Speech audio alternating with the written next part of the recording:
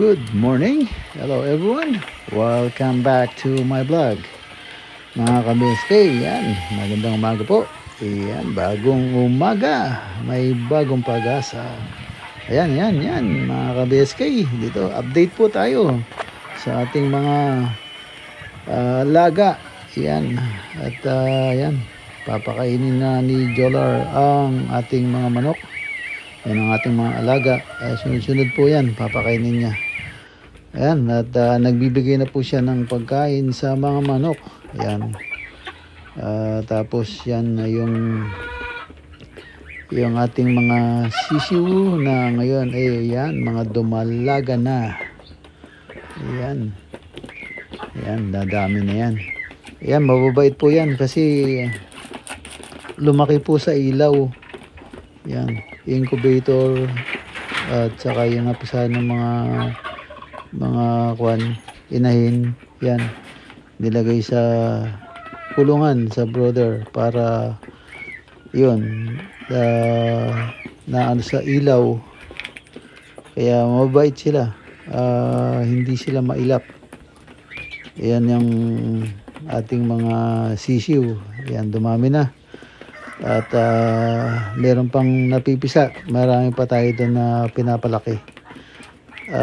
Target, wag mo nang pakawalan para makaya nila yung sarili nila at hindi mamatay. Kasi pag hinalo mo yung mga mga sisiw pa talaga, yan, hindi nakakayanan. Minsan yung mga mabait na sila, nadudukot sila ng hindi, wala nakakaalam. Kita na lang, wala na. Kung minsan katay-katay na pag nakita mo. So, yan. Kaya medyo ating papalakin muna sa kanilang kulungan dun. Sisiw. Yan. So, yan sila ngayon. Ayan, another 2 months. Ano na yan, mangiklog na yan, another 2 months. So ngayon mga nasa na sila, mga magto 2 months na rin siguro. So totally mga 6 months yan, mangiklog na yan, 6 months siguro. Yan, mga 6 months pwede na, mangiklog na yan. Yan, medyo dumalaga na sila yung babait nila hindi tumatakbo, nabubuhat mo ng walang kaangal-angal kasi lumaki sila sa ilaw at napapakain sila doon, nalalapitan. So kaya sila hindi takot sa sa tao o sa nag-aalaga kasi nga lumaki sila sa ilaw. Yan, hindi katulad nung yan, mga nanay nila, ano ko, galing sa ano yan, galing sa, dyan, maluwag sa, at nakuha sa field, yan, sa malaking, kuwan, kaya mailap. Pero ito, lumaki sa ilaw, incubator, yan. So, mababait sila. Basta binigyan mo ng pagkain, lumalapit na yan. Yan. Parang ano lang yan, parang kalapate. Pag lagi ka nakikita, mabait. Pag mailap. So, yung manok ganun din yan. Yan. Oh, ano na sila, malalaki na. Oh. Ilan yan? 8. So, hindi. Hindi lang 8. 10. 10 yung sisiw. Ayan. Okay na. Tapos meron pa doon sa sa kulungan. So ayan, kahit pa paano medyo nabuhayan tayo ng sisiw dahil yun nga, tag-araw. Mahirap lang talaga pag tag-ulan. Doon sila nagsisiw. Tagilid.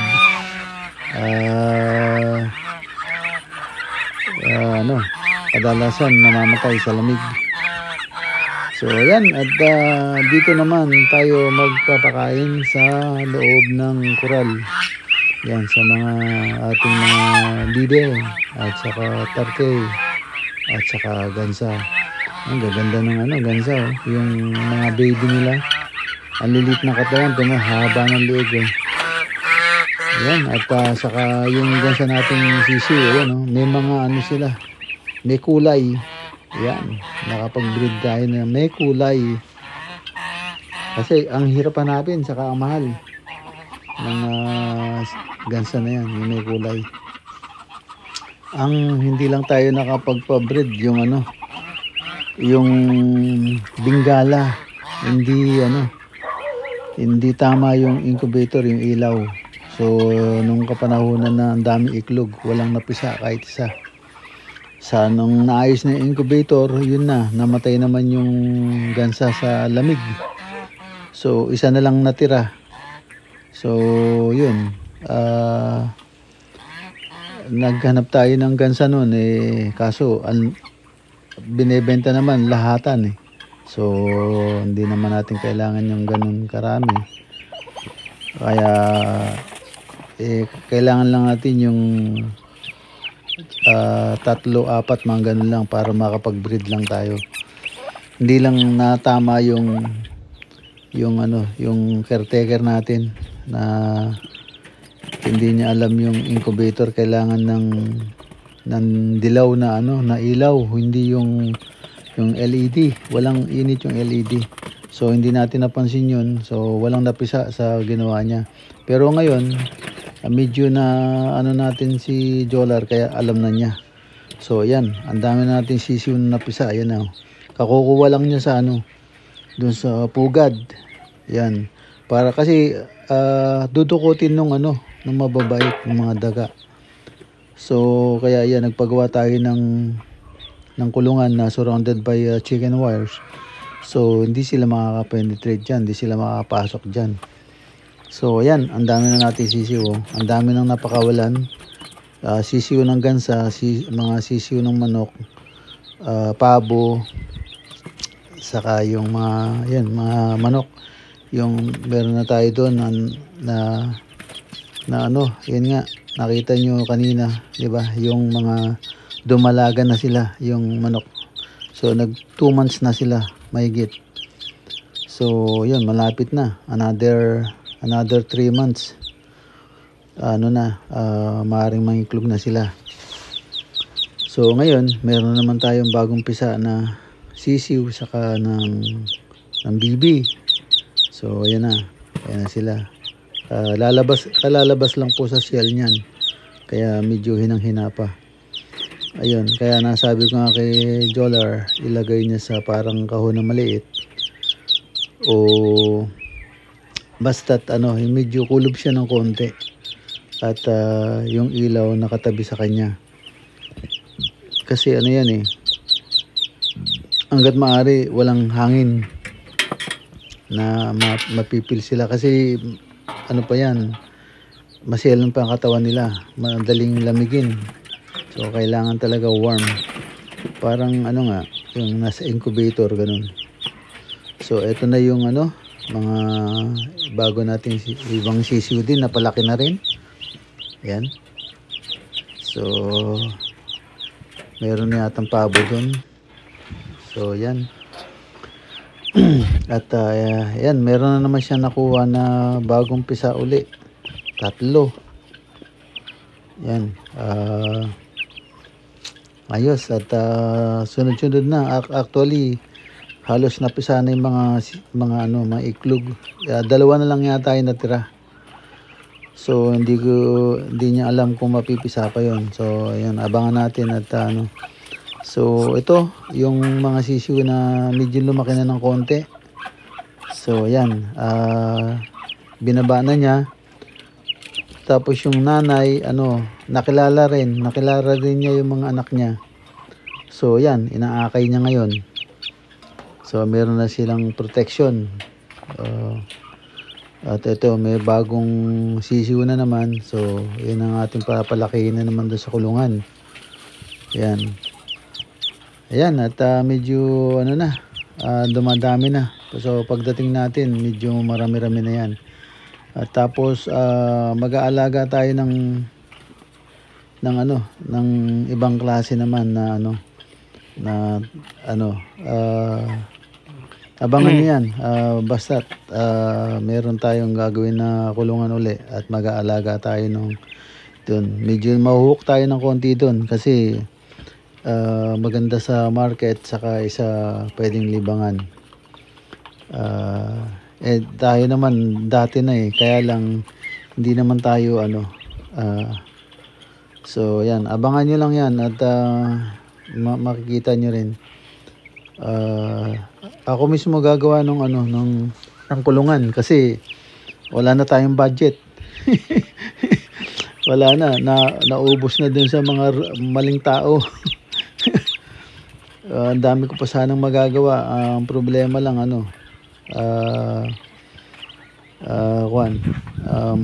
maraming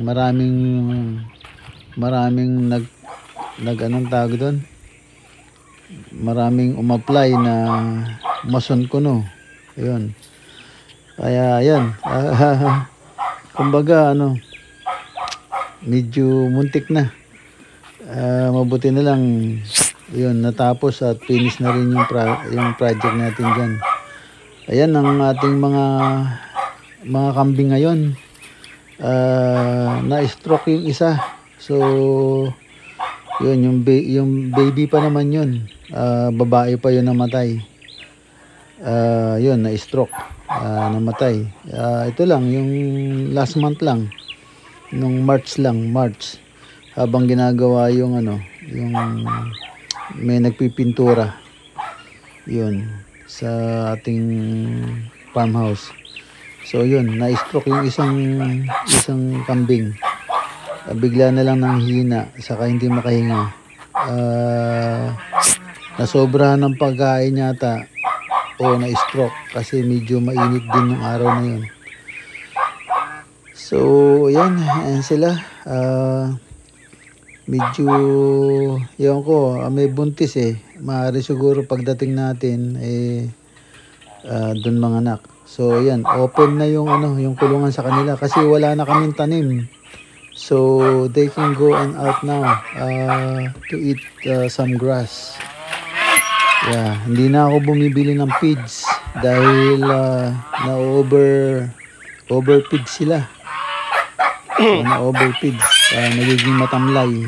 So ngayon, yan, running around sila dyan sa ating 1 hectares na lupa.